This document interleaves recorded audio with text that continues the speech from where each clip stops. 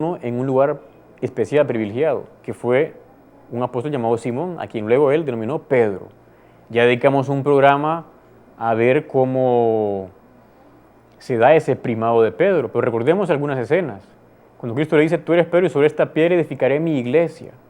A ti te daré las llaves del reino de los cielos. Le da a Pedro esas llaves, es un símbolo eficaz también de que él va a tener las llaves del reino de los cielos acá en la tierra. En otro momento dirá, lo que aten en la tierra quedará atado en el cielo. O sea, no fue un símbolo imaginario, es un símbolo real en el sentido de que tendrá efectividad ese poder recibido San Pedro y luego también los apóstoles. O por ejemplo, cuando le dice, Pedro, yo he rogado por ti para que no desfallezca tu fe, y tú una vez convertido confirma a tus hermanos. O sea, en el Nuevo Testamento aparecen muchas escenas donde San Pedro aparece en primer lugar. Por ejemplo, toda la lista de los apóstoles que aparecen, nombrados los apóstoles, siempre Pedro aparece en primer lugar. ¿Por qué? Porque él era el principal, el príncipe de los apóstoles. O cuando San Pablo se refiere a la resurrección de Cristo, dice que primero se apareció a Cefas y después a los demás. O sea, Cefas, Pedro, Simón, siempre en primer lugar. Él dejó una cabeza visible.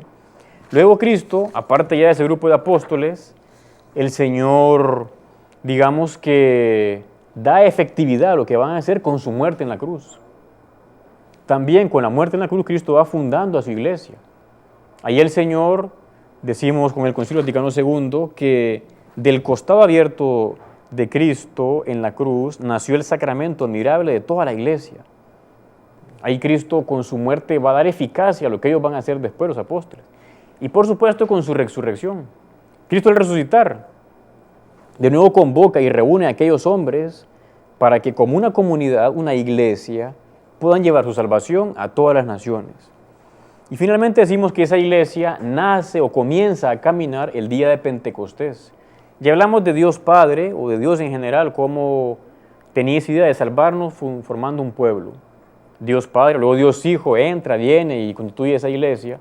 Y ahora Dios Espíritu Santo, el día de Pentecostés se manifiesta y va a dar, por así decir, vitalidad a esa iglesia. La iglesia católica, pues Iglesia de Cristo, comenzó a caminar en Pentecostés, ahí siempre al lado de la Virgen, al lado de Santa María, que es nuestra Madre, que nos acompaña. Ella también es llamada Madre de la Iglesia, porque ella vela por la iglesia fundada por su Hijo. Y podríamos decir muchas cosas más respecto a esta realidad de esta iglesia fundada por Cristo. Hay un texto interesante que quería comentarles de un documento de la Congregación Palatina de la Fe llamada Declaración Dominus Jesus del año 2000. Dice, el Señor Jesús, único Salvador, no estableció una simple comunidad de discípulos, sino que constituyó a la iglesia como misterio salvífico, o sea, un misterio de salvación. La Iglesia Católica salva, porque Cristo la quiso así. Dice, Él mismo, Cristo está en la iglesia, y la iglesia está en Él. Por eso la plenitud del misterio salvífico de Cristo pertenece también a la iglesia, inseparablemente unida a su Señor. O sea, siempre se da esa unidad entre Cristo y la iglesia. Dirá que Cristo continúa su presencia y su obra de salvación en la iglesia y a través de la iglesia. Y así como la cabeza y los miembros de un cuerpo vivo, aunque no se identifiquen, son inseparables, Cristo y la iglesia no se pueden confundir, pero tampoco separar.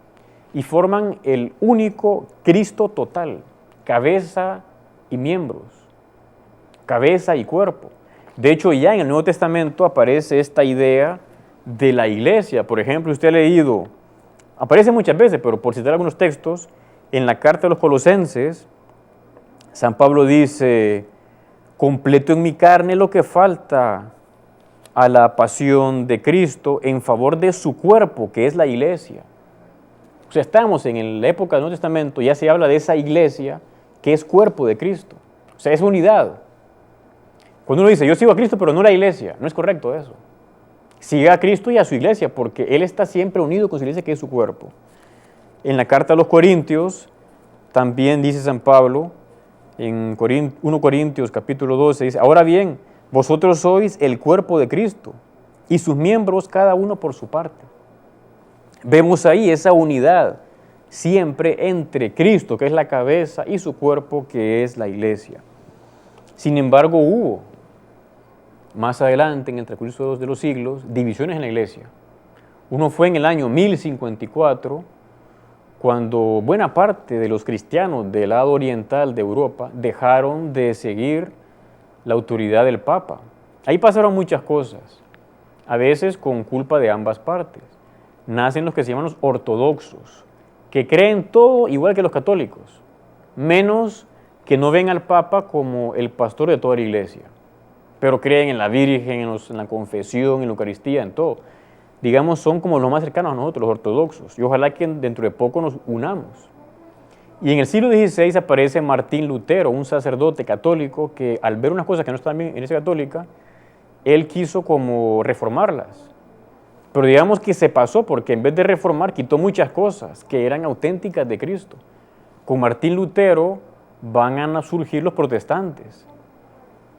Después de Lutero aparece una serie, una cadena de gentes que van como fundando otras iglesias o comunidades. Por ejemplo, aparecen los calvinistas, hugonotes, por Calvino en Suiza, en los Países Bajos y en Francia, los anglicanos del rey Enrique VIII, los menonitas con Menon Simón o Simon en Holanda, los presbiterianos John Knox en Escocia, los bautistas, John Smith en Inglaterra, los metodistas John Wesley, los mormones Joseph Smith, adventistas William Miller, testigos de Jehová Charles Russell, Ejército de Salvación William Booth, pentecostales en Gales y en Estados Unidos, Iglesia de Unificación Sun Myung Moon. O sea, ha habido una gran como explosión de gentes que a lo mejor no les gustaba su iglesia anterior o su grupo y fundaron otro, y así. Pero hay un único fundador de esa única iglesia de Cristo, que es la católica. Su fundador, como decimos, es Jesucristo. Por tanto, espero que les haya servido a ustedes estas enseñanzas del día de hoy, para que veamos cuál es la verdadera iglesia de Cristo. No decimos que en todos los demás todos son malos, o todos llenos de error. No, también hay elementos de verdad y de fe cristiana en ellos, en algunos, en otros no, porque son también anticristianos. Y queremos un día llegar a formar una única familia como Cristo. Es también lo que se llama ese movimiento ecuménico de buscar la unidad de los cristianos para formar una única iglesia. Ojalá lo consigamos. También de la mano de María, la Madre de Dios, que ella también quisiera que sea de nuevo una única esa iglesia de su Hijo. Están invitados para la siguiente semana este programa Con la Fe y la Razón, tema de actualidad para jóvenes y adultos. Les saludo el Padre René Grimaldi. Pasen todos un buen día.